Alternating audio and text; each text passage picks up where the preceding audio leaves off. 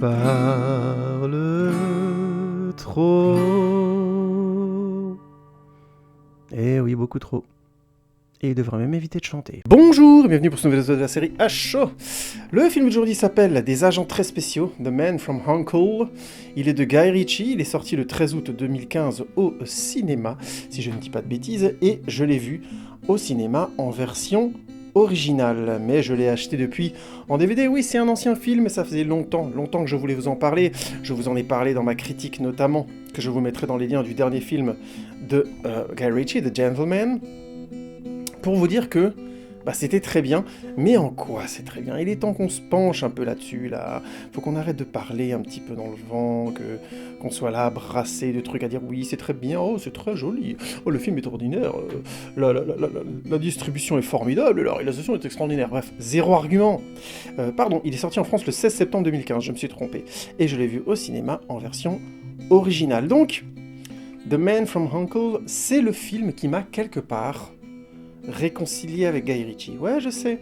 Guy Ritchie, comme je vous l'avais expliqué un petit peu dans ma filmographie, mais c'est juste pour vous redonner un petit peu le contexte, quand j'avais expliqué sa filmographie dans ma critique notamment de The Gentleman, son dernier film, j'avais dit que j'avais une période où vraiment j'avais beaucoup aimé Snatch, que j'avais trouvé très fun, et ensuite Revolver, Rock'n'Rolla, tout ça, ça m'avait laissé un petit peu en mode bon, il fait toujours la même chose, on s'ennuie, c'est un peu cliché, surtout que j'avais trouvé Revolver pas particulièrement abscon. Il faudrait que je le revoie à l'occasion. Hein. Si vous l'avez vu et que vous avez un autre avis sur Revolver, vous estimez qu'il faut absolument le voir, ou ainsi de suite, n'hésitez pas à me le dire, ça ne m'incitera qu'à le revoir plus vite. En attendant, j'ai un souvenir assez définitif là-dessus. Et Rock'n'Rolla, pareil, je trouvais que ça tournait un peu en rond, que c'était toujours un petit peu la même formule, sans le délire et la frénésie que j'avais pu trouver dans Snatch, que je trouvais beaucoup plus intéressant.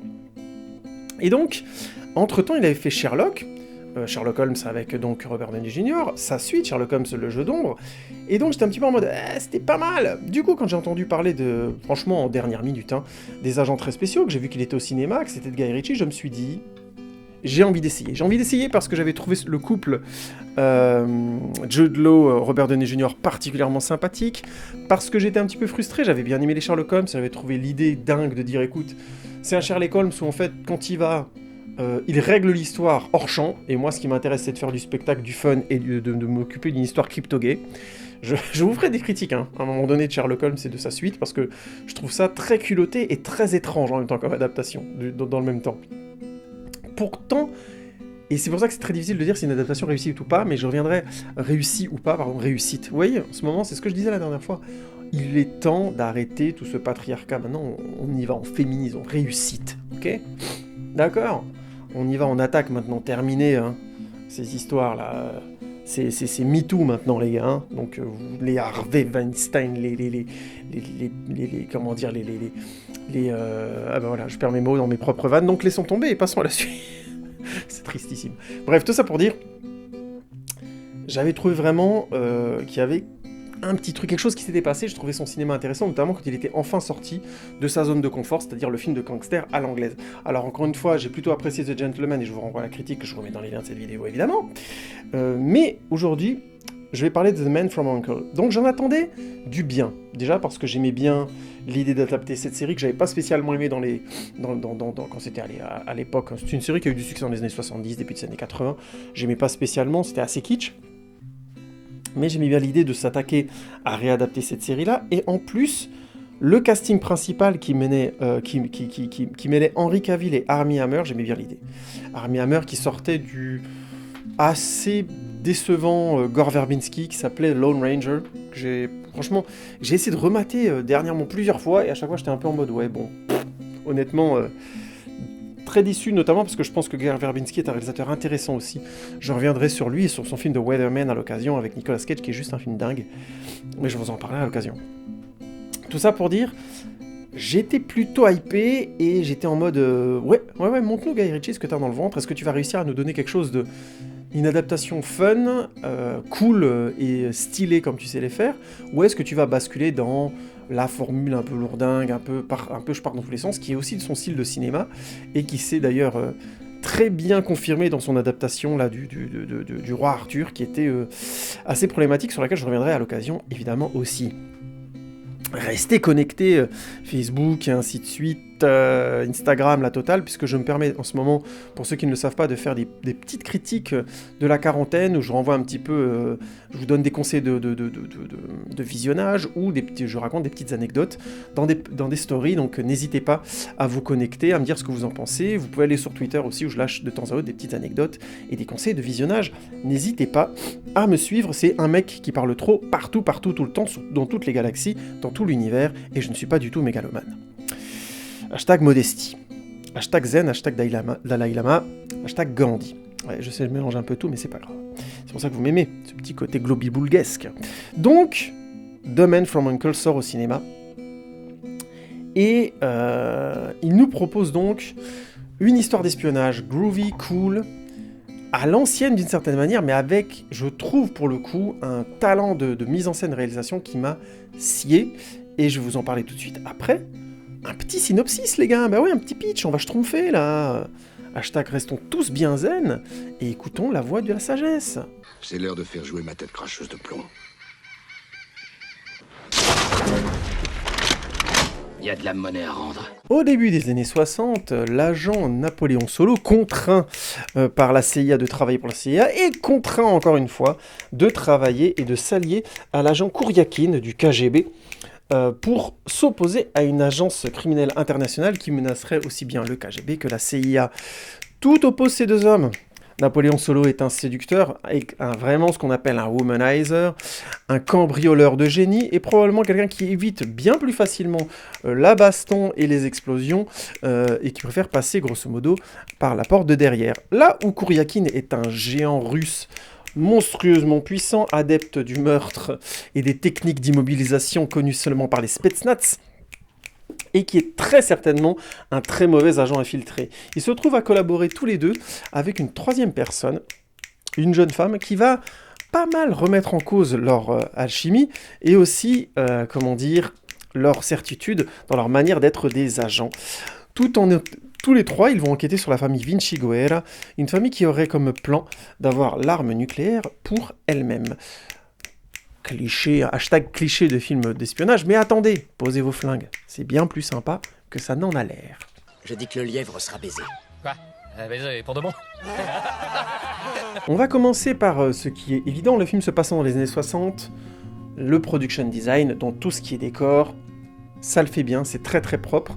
On a vraiment les clichés, on va dire, du James Bond movie, puisqu'on passe par plusieurs pays. On commence à Berlin, où on se sent vraiment dans le Berlin du mur de Berlin, tout simplement, avec toute une intrigue qui se passe autour du mur, où les deux personnages sont confrontés pour la première fois. Scène d'action parfaitement maîtrisée, avec une musique, mais alors, juste géniale, qui allie des effets d'époque, donc avec par exemple des instruments qu'on entend beaucoup moins avant, des instruments avant tels que la flûte ou alors l'ocarina et des choses comme ça. Vous allez voir, c'est très très réussi dans le film, et qui rajoute ce côté espion un peu ancien, un peu qui rappelle vraiment les musiques des années 60, mais qui en même temps sont mis au goût du jour avec un mélange de mix dessus qui est absolument génial. La musique est de Daniel Pemberton, je ne sais pas ce qu'il a fait d'autre, mais honnêtement, la musique de cette première séquence de poursuite à Berlin est excellente, et toutes les musiques du film sont de ce niveau-là. C'est vraiment impressionnant comme la musique fonctionne très très très bien dans ce film, et correspond parfaitement à la finesse qui allie en même temps musique d'époque d'espionnage, et le style groovy, cool et moderne et contemporain de Guy Ritchie. Mais j'en parlerai un peu plus après de la musique quand même, là j'ai un peu tout dit en même temps. Mais bon, tant pis, je reviendrai peut-être dessus quand même après. On reviendra. Donc juste pour la petite parenthèse, Daniel Pemberton, c'est lui qui a fait dans la musique notamment du terrible Cartel de Counselor de Ridley Scott, qui était juste...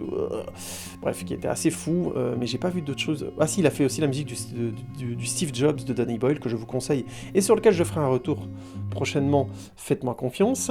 Il a aussi fait la musique du Grand Jeu d'Aaron Sorkin, alors là franchement je m'en souviens pas, donc désolé. Et il a aussi fait la musique de Spider-Man New Generation, mais je m'en souviens pas bien. Par contre, il a aussi fait la musique de Yesterday de Danny Boyle, et c'était un super taf. Je vous renvoie à ma critique, je la mettrai dans les liens. Et il a aussi fait la musique de Birds of Prey, ça m'a un peu moins marqué. Bref, en tout cas, un compositeur qui, à mon avis, il est en train de monter, ce gars-là, Daniel Pemberton. Notez son nom. Donc bref, j'aurais fait le tour sur la musique maintenant, au moins on en aura parlé une bonne fois. Tout ça pour dire, la musique étant... je peux commencer par là en même temps, parce que la musique est vachement bien. Oui, je sais, je suis parti sur les décors, je fais la musique. Encore une fois, c'est confus? Non, c'est pas confus. Vous aimez ce style-là? Écoutez, listen to me blindly. Écoutez-moi aveuglement, l'intelligence de mon développement. Bref, on s'en fout. Tout ça pour dire, donc la musique est très intéressante et allie de l'opératique quand il le faut, de la musique classique quand il le faut, un côté jazzy groove qui est vraiment le style des personnages, tout en y mêlant des musiques d'époque. Tout ce mix ensemble fonctionne très bien pour donner à chaque fois au film le bon ton. Quand les deux personnages sont ensemble et qu'ils vivent des moments d'espionnage ou d'action, on a ce mix, ce côté légèrement mixé, scratché, ainsi de suite, de musique avec des instruments qui font vraiment série des années 60, donc comme je disais, des instruments avant et ainsi de suite, et ça fonctionne très très bien. Trompette et tout ça, enfin vous allez reconnaître tout de suite le style. En même temps, on a aussi des passages, des rares passages dramatiques du film, une musique classique plus forte, avec carrément des chœurs qui font vraiment années 60. Vous savez, c'est les chœurs de femmes très envolés. Vous voyez le genre? Oui, j'ai raté ma carrière, on est tous d'accord. Donc vous voyez ce que je veux dire, quoi. Donc ça monte comme ça, c'est très très bien utilisé, donc ça reste dans l'époque, mais en même temps ça fonctionne par rapport à l'intensité de la séquence. Et on a aussi des passages de musique d'époque, notamment avec une très belle musique italienne, probablement des années 60, en tout cas qui donne la sensation d'être à cette époque-là.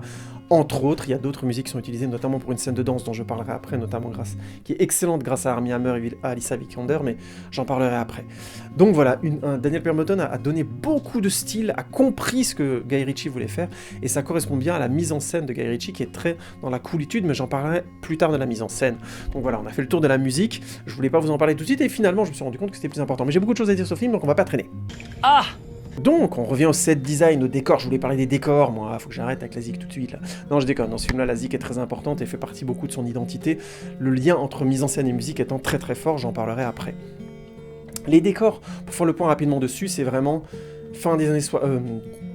début des années 60, c'est le côté cool film d'espionnage, mais en même temps, on sent qu'il y a eu une vraie recherche pour que ce soit original, tout en étant authentique.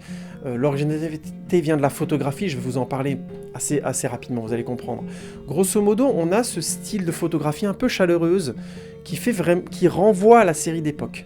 Mais en même temps, quand la série a besoin de basculer un petit peu dans la guerre froide, on a aussi une certaine froideur qui vient d'un seul coup s'introduire dans la mise en scène. Il y a notamment une scène de torture, je vous passe les détails, qui n'est pas gore, hein, mais qui est assez impressionnante grâce aux effets de mise en scène, j'en parlerai un peu plus après, et qui refroidit légèrement la photographie. On a ce mélange là entre des moments relativement chauds pour des scènes vraiment typiques de films d'espionnage. On a à un moment donné des personnages qui sont grosso modo à côté d'une course de Grand Prix de Formule 1, je vous passe les détails du pourquoi du comment, et on a tout le côté voilà jolie femme, habits d'époque, vous savez, grand chapeau, les grands chapeaux féminins, les robes qui descendent à mi-cuisse. En même temps, au milieu de ça, on a des femmes qui sont habillées dans des grandes robes de grands couturiers, avec des bracelets en or, et ainsi de suite. Il y a un côté pickpocket qui insiste là-dessus, des colliers, et ainsi de suite.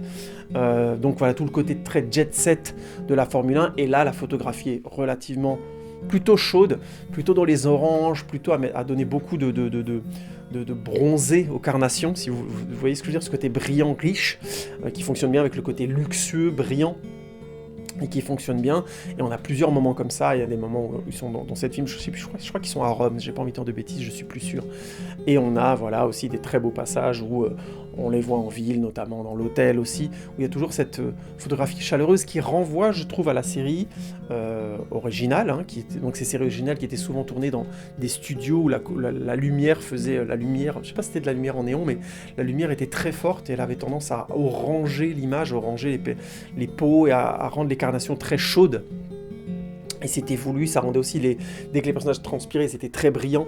Et on retrouve un peu ça, je trouve, comme référence dans le fond, et on sent l'appel de la série. Mais heureusement, il y a le bon dosage pour que ça ne devienne pas non plus caricatural, et que ça renvoie juste le film à ce qu'il est, c'est-à-dire l'adaptation d'une série, et en même temps une histoire un peu tirée par les cheveux, d'espionnage un peu à l'ancienne. Et c'est affirmé dès la photographie, et ça j'aime beaucoup, parce que c'est subtil, on l'a en tête, mais c'est pas non plus trop important. On n'est pas en train de dire « Ah, vous avez compris la référence en nous mettant des coups de coude », c'est pas du tout ça, c'est subtil. Et c'est ce jeu très intelligent entre le décor, qui allie donc des décors naturels, des lieux qui se passent à Berlin, qui ont l'air d'être à Berlin. Je pense pas qu'ils étaient à Berlin, ou ça ressemble à Berlin, mais par exemple, quand ils sont en Italie, je sentais plus que c'était l'Italie.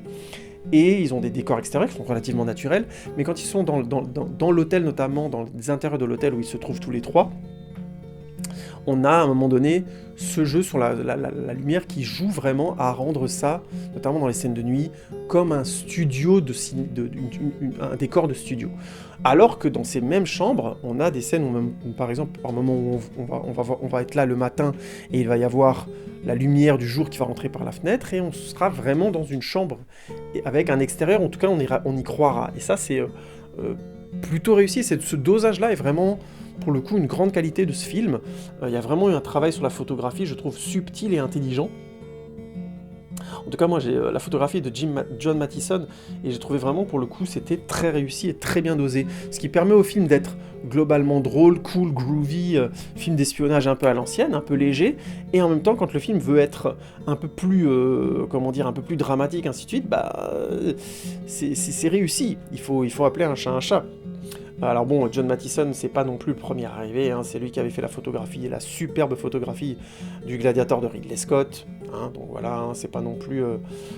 il a fait un paquet de films de Ridley Scott, Le Fantôme de l'Opéra de Joel Schumacher, que je n'aime pas, mais la photographie était géniale, Kingdom of Heaven de Ridley Scott, la photographie était géniale, enfin voilà, quand je dis que c'est génial, c'est des photographies qui fonctionnent dans le film. C'est aussi lui qui a fait la photographie de X-Men le commencement, de Matthew Vaughn, on en reparlera. Parce qu'il y a des plans qui sont juste pas possibles, et à mon avis c'est à cause du rythme de production de ce film, mais X-Men le commencement mérite un double épisode à lui tout seul. C'est un délire complet ce film, comme ce film a été fait, et le résultat est incroyable, vu comme ça a été compliqué à faire. J'en parlerai à l'occasion. C'est lui aussi qui a fait la fabuleuse photographie de Logan de James Mangold, et notamment la version noir et blanc que je vous conjure de voir. Regardez Logan en noir et blanc, vous allez voir, c'est un film exceptionnel. Tout ça pour dire, le décor, ce lien entre décor et photographie a parfaitement compris la qualité des agents très spéciaux, et ça donne beaucoup de corps au film, ça assied son style, ça assied ce qu'il est, c'est-à-dire un film référencé à la limite de la parodie, mais qui en même temps assume le côté et drôle et kitsch de ces histoires, et le côté dramatique, parce que le côté dramatique fonctionne. Mais tout ça n'aurait pas été possible si le casting n'avait pas été au niveau, et il faut appeler un chat un chat. Le casting dans The Man from U.N.C.L.E., il a tapé, mais alors salement au bon endroit, et décidément, Guy Ritchie, je le dis déjà sur The Gentleman, quand il s'agit de faire un casting, il est bon. Il est bon, le vieux Ritchie. Mais c'est qu'il faut pas le prendre pour un con, Brett. T'es très malin, mon enfoiré. Donc, il y a ma petite fille qui arrive en guest, mais c'est pas grave. Bon, j'espère que ça va pas vous gêner à l'écoute comme d'habitude. Allez, vous me pardonnerez cet univers formidable. Donc, je vais commencer ce casting sans forcément aller par les plus gros noms, mais je vais commencer par Armie Hammer, qui est quand même connu, mais qui n'a pas toute la hype derrière lui que Alicia Vikander a, ou encore que Henry Cavill a depuis Superman. Donc, notre ami Armie Hammer, déjà, j'ai envie d'en parler parce que je pense que c'est un bon acteur, vraiment. Il joue le rôle de deux jumeaux dans le The Social Network, il était excellent. Il avait un rôle assez intéressant dans J. Edgar aussi de Clint Eastwood, donc le rôle type de Lone Ranger qui est certainement pas le meilleur rôle de sa vie, et je trouve pour moi le rôle où il est le meilleur, c'est bien dans le rôle de Kuryakin dans The Man from U.N.C.L.E. Le truc balèze de ce film, c'est que il a réussi à prendre un accent russe, c'est pas qu'il est crédible, mais il est entre, je trouve, le faux accent russe de série TV un petit peu critique, et en même temps le personnage est tellement vrai, j'ai envie de dire, dans sa colère, dans son incapacité à gérer sa colère, puisque c'est la ficelle principale de son personnage, hein, c'est qu'il a eu un passé difficile pour sa mère et son père et tout ça, et très vite Napoléon Solo le sait et le dévisse dès leur première rencontre, le fait dévisser tout de suite, et il est excellent, il est vraiment excellent dans ce rôle, on y croit tout de suite, et dans ce rôle de ce géant aussi particulièrement costaud et particulièrement colérique, et qui voudrait en même temps être un super espion, mais en fait c'est pas vraiment sa qualité, peu importe. il est très bon, et il a droit à une dernière scène, notamment de baston, de poursuite en moto et de baston dans la boue, dans la pluie, excusez-moi, qui est vraiment génial en termes de mise en scène. Je reviendrai encore sur la mise en scène après. Donc Armie Hammer, très bon dans le rôle de Kuryakin. Ensuite, on a Alicia Vikander dans le rôle de la jeune fille qu'au départ, qu'ils doivent soi-disant au départ sauver et qui finalement fait partie de leur équipe. Alicia Vikander qui a vraiment qui est une étoile montante du cinéma depuis un moment déjà, hein, qui est en train de grosso modo de se construire une belle carrière, notamment puisqu'elle a eu le rôle de Lara Croft dans la dernière itération de Tomb Raider. Malheureusement, itération qui paraît-il est très mauvaise, que je n'ai pas vue, et qui paraît-il est vraiment pas terrible, notamment parce que le personnage est a priori creux. J'ai pas vu le film, hein, je parle juste de critiques que j'ai vues, et voilà, c'est un petit peu dommage parce que je pense que c'est une actrice qui, en tout cas, elle le montre très bien dans The Man from U.N.C.L.E. Elle a des séquences qui tiennent vraiment grâce à elle. Grosso modo, c'est le principe de la fille qui est devenue mécanicienne comme son père, qui est aussi intelligente, je caricature que son père, qui veut le retrouver, vous allez voir dans le film, je ne veux pas spoiler, et qui très très vite devient réellement un personnage en contrebalancement des autres, qui arrive parfaitement à résister à Napoléon Solo, alors que c'est The Womanizer, et d'ailleurs le film me rend un peu ringard grâce à ça, et c'est très sympathique. Il y a un petit côté MeToo derrière qui est tout à fait sympathique, sous-entendu, c'est pas un personnage de femme forte, mais c'est un bon personnage de femme, et donc elle va certainement pas tomber dans le panneau d'un excellent Womanizer qui est joué parfaitement par Henry Cavill, et j'en parlerai après. Mais ça donne d'autant plus d'aplomb à son personnage, et dans le rapport au personnage d'Armie Hammer, de Kuryakin, qui est clairement naïf sur les questions de la séduction, sur le rapport aux femmes en général, qui a du mal à gérer ses propres émotions, et du coup elle en joue, elle le manipule, et on a cette excellente séquence où il est supposé la protéger, ils sont supposés former un faux couple, et ils sont dans la même chambre, et elle met de la musique, et elle l'amène à danser, alors que c'est quelqu'un de très raide, c'est vraiment la dureté soviétique, vous voyez le cliché du mec du KGB, du Spetsnaz, quoi. En plus, il fait 2 mètres, donc c'est juste impressionnant. Et elle arrive à le faire danser, et pendant qu'ils dansent tous les deux, elle arrive à lui envoyer des petits pics, à le déstabiliser. Je vous laisse découvrir comment. Elle est excellente dans cette séquence, et elle arrive parfaitement à gérer le thermomètre émotionnel de la séquence, au-delà du fait qu'en face, Armie Hammer est aussi très bon. Tout ça pour dire vraiment, Alicia Vikander, très bon dans le rôle. Peut-être un petit peu en deçà dans la conclusion du film. Finalement, l'histoire tourne quand même beaucoup dans la relation entre Napoléon Solo et Kuryakin, mais je trouve que elle apporte clairement le troisième personnage principal qui le fait bien, et c'est une actrice que j'ai envie de voir dans des films plus intéressants. Elle avait malheureusement tourné dans le dernier Jason Bourne, qui s'appelle Jason Bourne de Paul Greengrass, dont j'ai fait une critique assez tendue pour dire que je trouvais que ça fonctionnait pas, et c'est dommage parce que elle avait un rôle dedans, et son rôle est bien, mais le film est malheureusement pas très bon, donc c'est un peu dommage. Elle est excellente dans Ex Machina d'Alex Garland, dont je vous parlerai à l'occasion. Très bon film, vraiment très bon film, et j'ai vu dernièrement qu'elle a tourné avec Wim Wenders, enfin bon bref, c'est une actrice qui à mon avis a une belle carrière devant elle, à voir un peu ce que ça va donner, notamment parce que le prochain Tomb Raider serait réalisé par Ben Wheatley, ce qui est un truc complètement fou. Ben Wheatley, je vous en parlerai à l'occasion, qui a fait un film complètement dingue qui s'appelle notamment Kill List, et qui vient de sortir des films, qui a fait un film assez fou, paraît-il, que je n'ai malheureusement pas vu pour l'instant, qui est un film ça tire un peu dans tous les sens, c'est un peu foufou, je retrouverai le titre à l'occasion. Bref, tout ça pour dire, Alicia Vikander, excellente dans le rôle. Et donc, last but not least, évidemment, Henry Cavill, Superman, hein, bon voilà, très bon acteur, et qui trouve ici, je trouve, son meilleur rôle de ces dernières années. Je l'ai trouvé vraiment excellent dans le rôle de Napoléon Solo. C'est un womanizer dans toute sa splendeur, avec les clichés et le côté comique, notamment de le voir coucher pour obtenir des choses, et de manière très, old school. Je vous laisse découvrir comment. Il y a vraiment un côté comme ça, James Bondesque. En même temps, c'est un mec qui est...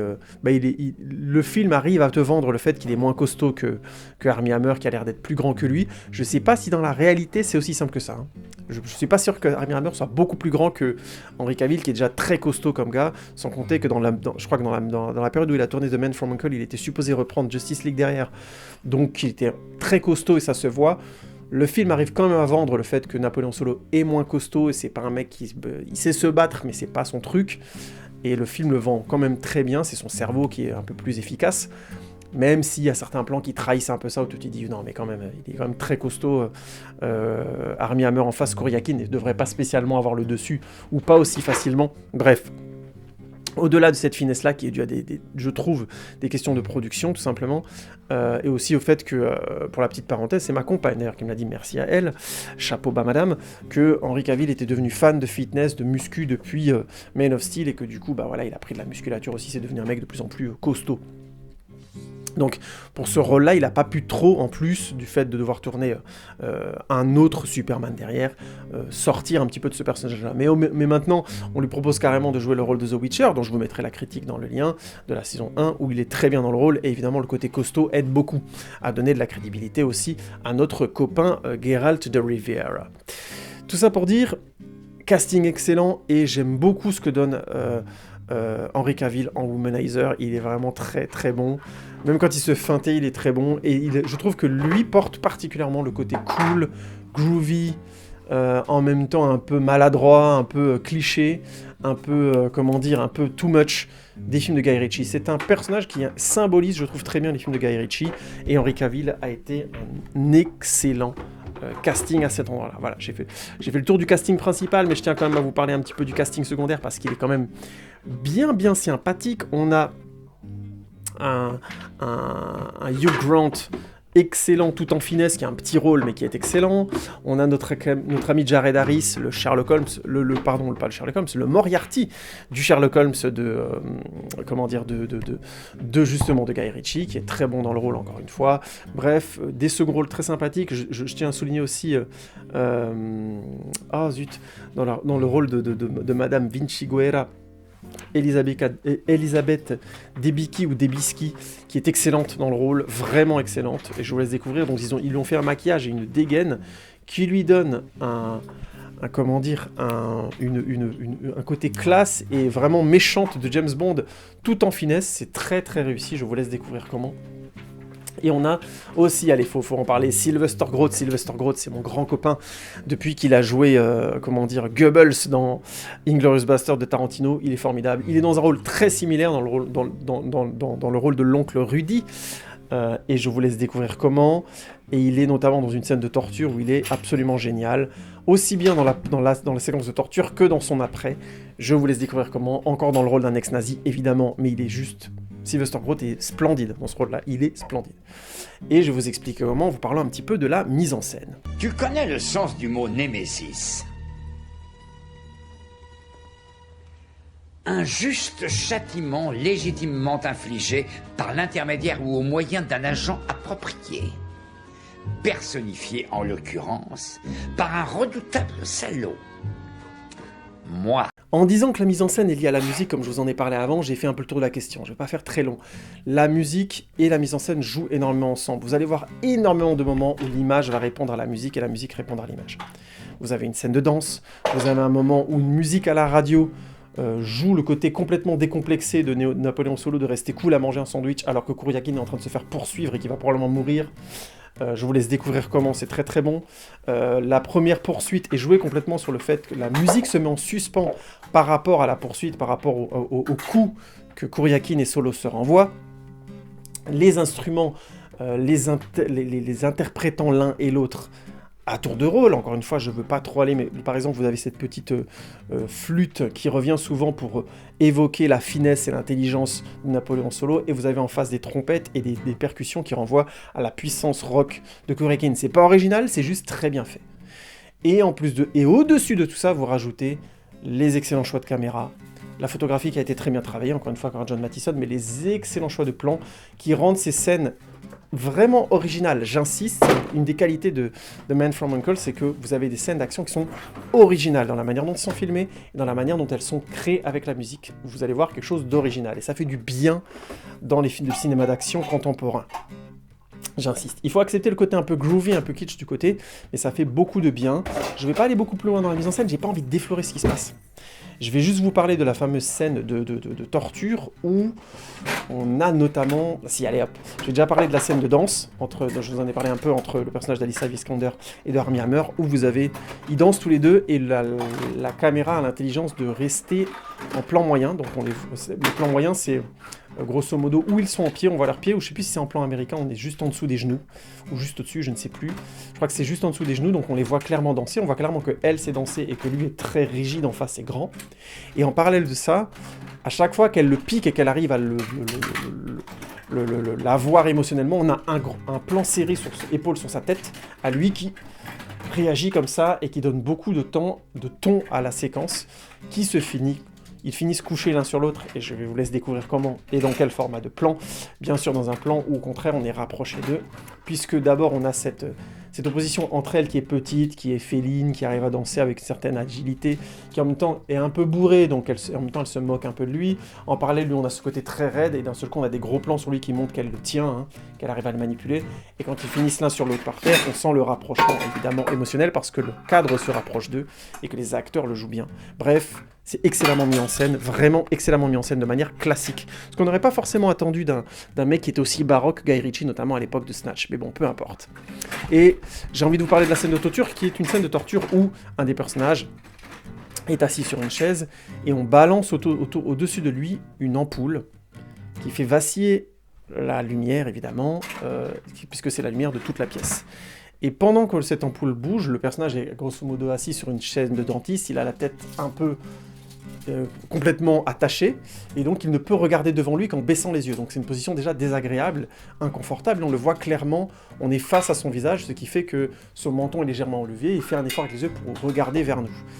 Et là, le personnage qui le torture lui montre des photos qu'il ne peut voir de manière très indistincte. Et la mise en scène renvoie à cela en nous montrant très peu, ou alors des morceaux de photos, on sait que c'est horrible ce qu'il est en train de lui montrer, mais on ne peut pas exactement voir ce que c'est, et la lumière vacillante joue sur son visage et sur les photos, ce qui fait qu'on ne comprend pas bien ce qui se passe. Et la scène finit par le début de la torture, qui monte comme ça, avec une montée en intensité de la musique classique, ou de la musique orchestrale, avec les fameux chœurs dont je vous ai parlé avant, féminins. C'est aussi excellemment mis en scène, c'est du très beau travail, ce qui fait que c'est une scène assez horrible. Au milieu d'un film, on ne s'attendrait pas à ça, et cette noirceur-là est nécessaire pour qu'on arrive à croire au danger des personnages, et c'est là où j'insiste, Guy Ritchie est vraiment devenu un très très bon réalisateur, peut-être même un grand. Il faut lui laisser un peu de temps, parce que avec des ratages comme Le Roi Arthur, je peux difficilement discuter du fait qu'il a des soucis, mais The Gentleman aussi, ça commence à être très maîtrisé, et en même temps ça commence à être un peu froid. Je l'attends un peu plus revenir vers des domaines où il est un peu moins à l'aise, parce que je trouve que quand il est un peu moins à l'aise dans le domaine, ce qu'il fait est beaucoup plus précis et beaucoup plus juste, et je reviendrai là-dessus quand je ferai ma critique notamment des deux Sherlock Holmes. Tout ça pour dire de la grande mise en scène. Je ne veux vraiment pas déflorer le reste, le film est un petit plaisir de cinéma à regarder, tout cet alliage-là. Je vais juste vous parler rapidement du scénario.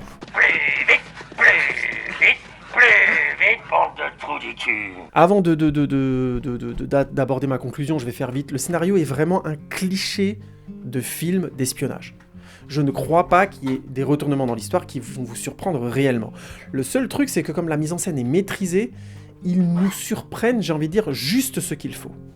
Et il y a notamment un effet de mise en scène principal qui est vraiment au cœur, je trouve, de ce film et de la manière dont l'histoire a été écrite. Notamment, je ne sais plus si c'est Guy Ritchie qui a le scénario, tiens, maintenant j'ai un doute. Je crois qu'il le réalise entre guillemets seulement. Je vais essayer de vous retrouver ça. Mais ça pour dire, dans le scénar, on sent clairement qu'il y a des effets de... le point de vue d'un personnage change la perception de ce qui est en train de se produire. Et la conclusion. Ça arrive 2-3 fois, si je dis pas de bêtises dans la narration, notamment à un moment précis où on voit clairement des personnages, un personnage est à distance et lit sur les lèvres, et donc comprend qu'il a été piégé de loin,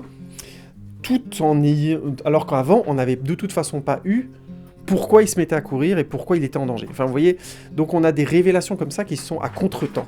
Et le film joue là-dessus pour ses notamment 2-3 retournements, mais je mets vraiment de gros guillemets, parce qu'on est vraiment dans un cliché de film d'espionnage. Ils vont chercher une jeune femme qui est la fille d'un gars qui est un ancien professeur nazi, qui a été récupéré par des milliardaires italiens pour monter une opération qui leur permettrait de devenir le crime organisé numéro 1 avec un missile nucléaire. Enfin, on est vraiment dans des clichés, mais de force. Mais ce qui est fort, c'est que le film est élégant, retrouve vraiment un ton James Bondesque, quasiment du type des films de Sean Connery, mais avec plus d'ironie, d'humour. Oui, le scénario de Guy Ritchie et de Lionel Wigram, d'après une histoire de Jeff Kleeman, David C. Wilson. Donc, je vais pas... Et la série était de Sam Rolfe, allez, comme ça on a fait le tour de la question. Donc voilà, c'était Guy Ritchie a participé à l'écriture et ça se sent dans la mise en scène. Donc je voulais essentiellement vous parler de cet effet-là, sinon le reste du film on retrouve les mêmes outils et la même intelligence qu'il avait commencé à aborder dans Sherlock Holmes et qu'il a continué à développer dans The Gentleman. C'est une écriture des personnages qui soit juste, dont on comprend les tenants et les aboutissants, et où les émotions sont cohérentes et auxquelles on peut adhérer, ou au contraire en être révulsé. Guy Ritchie a vraiment gagné une très grande maturité, je trouve, dans ses plus de 20 ans de carrière maintenant, à écrire des personnages dont on comprend les tenants et les aboutissants, et auquel on arrive à adhérer. Je vous disais, la colère de Kouriakine, on la ressent. La nonchalance de Napoléon Solo et son côté sans morale, on la ressent aussi. Le côté plus métronome du personnage d'Alicia Vikander, qui est plus juste, on le ressent aussi. Et le côté tout en maîtrise de leur chef, aussi bien le chef du KGB, Jared Harris, que le chef de la grosse... Je sais plus si c'est la CIA ou le MI6, je crois que c'est le MI6, je sais plus. Mais c'est le MI6 de Hugh Grant. On ressent leur intelligence. C'est-à-dire que tous les enjeux émotionnels sont clairs, et les méchants, bien sûr, surtout Madame Vinciguerra, son côté mégalomane est vraisemblable. C'est un méchant James Bondesque, mais c'est vraisemblable. Et ça, il faut admettre, il faut le dire, chapeau bas, monsieur Guy Ritchie, notamment parce que Vinciguerra se fait avoir et le comprend et bien sûr retourner l'histoire. Tout ça, c'est des clichés de films de James Bond. Hein. C'est l'agent secret arrive, d'abord il arrive à tromper le méchant, qui finalement découvre son identité, se retourne contre lui, machin, blablabla, et accélère les choses, et ils doivent récupérer la situation. Enfin, vous voyez, c'est vraiment... On est dans des clichés, vous n'allez pas découvrir des choses, mais c'est parfaitement mis en scène, c'est maîtrisé, c'est probablement un des meilleurs films d'espionnage que j'ai vu ces dernières années, tout en étant kitsch, mais parce qu'il assume parfaitement le fait d'être kitsch et d'être une adaptation de série télé. Donc, qu'est-ce que vous attendez pour aller voir The Man from U.N.C.L.E. Bah, que je fasse ma conclusion, tout simplement. Tu te trouves drôle? Oui, extrêmement. Ne suis-je pas le célèbre comique Arnold Albert Schweitzer? Ah, ça faisait longtemps que j'avais envie de vous en parler. De toute façon, je ferai aussi des vidéos avec images pour vous parler de ce film. C'est clair. Mais vu que là, j'ai pas le temps d'aller au cinéma, et c'est pas possible de toute façon, hein, les choses sont bien faites puisqu'on est tous quarantinés, tout ça pour dire, oui, ma fille est en train de me dire que ça suffit et qu'il faut que je termine. Donc, chers amis, regardez The Man from U.N.C.L.E., c'est un excellent film. Même si vous n'aimez pas la série originale, vous allez passer un très bon moment. Armie Hammer est très bon, le casting principal est très bon. La mise en scène et la musique créent vraiment quelque chose d'original qui fait du bien à voir au cinéma et à la maison. Regardez The Man from U.N.C.L.E. À la limite, ce qui peut vous déplaire, c'est que c'est un petit peu une parodie de série télé, donc je comprendrais que ça puisse en rebuter certains, mais prenez le risque. J'ai oublié de vous parler de cette fameuse scène de fin de poursuite avec une musique qui est en même temps d'époque, avec des cris comme ça un peu, qui fait vraiment musique des années 60-70, avec des cris un petit peu Cheyenne, comme ça fait « Ah !» Oui, je sais, j'aurais décidément dû faire une carrière dans la chanson, et c'est très très bon. C'est-à-dire, je pense pas que vous vous attendrez à la scène d'action de fin, à sa nature visuelle, et à comment elle a été pensée, cette fameuse baston poursuite sous la pluie, qui est excellente. Bref, c'est un vrai film à voir. Tout n'est pas parfait. Il y a quelques décors qui font un peu carton-pâte et qui sont peut-être un petit peu trop dans la référence à la série. Il y a un humour et un côté buddy movie, c'est vrai que je ne l'ai pas dit, qui peut peut-être ne pas plaire à certains. Hein. C'est clair qu'on est dans le cliché du mec intelligent avec le mec costaud, bref, le mec qui maîtrise ses émotions avec l'autre qui les maîtrise un peu moins, mais en même temps qui a une capacité à être amoureux, là où l'autre est un peu trop froid et cynique. Enfin, on n'est pas dans quelque chose d'original en soi, mais c'est très bien fait, c'est très bien refait, et au final, qu'est-ce qu'on demande à un film? On peut nous raconter 100 000 fois la même histoire, pourvu qu'on y rajoute une petite goutte d'originalité, et là, mon Dieu, cette petite poudre de perlimpinpin d'originalité, Guy Ritchie vous la donne, et elle sent bon. C'est de la bonne, comme on dit. Alors éclatez-vous avec The Man from U.N.C.L.E. et on se retrouve bientôt pour un nouvel épisode. N'hésitez pas à tweeter, Facebook et Instagrammer, commenter, liker, partager, aider à développer la chaîne si vous aimez les retours que je vous fais. En tout cas, je suis très honoré de voir que beaucoup de gens écoutent le podcast et l'écoutent en entier. Oui, je sais, quand je dis beaucoup, vous allez me dire, mais vous avez 20 vues. Oui, mais quand j'ai 20 vues sur un podcast, la moitié à écouter en entier, ça me touche énormément. Merci beaucoup à tous. On se retrouve bientôt pour un nouvel épisode de H-Show. Et en attendant, prenez soin de vous. Restez chez vous. Ouais, il y a mon petit côté politique quand même qui passe de temps à autre, je sais. Hein. Mon petit côté gauchiaste, mais restez chez vous, prenez soin de vous. Parce que j'ai besoin de vous. Hein. Et j'ai besoin que vous soyez en bonne santé aussi. C'est important pour moi. Ouais, allez, j'arrête parce que j'ai bien focus. Merci les amis. Prenez bien soin de vous. À bientôt. Ciao, ciao.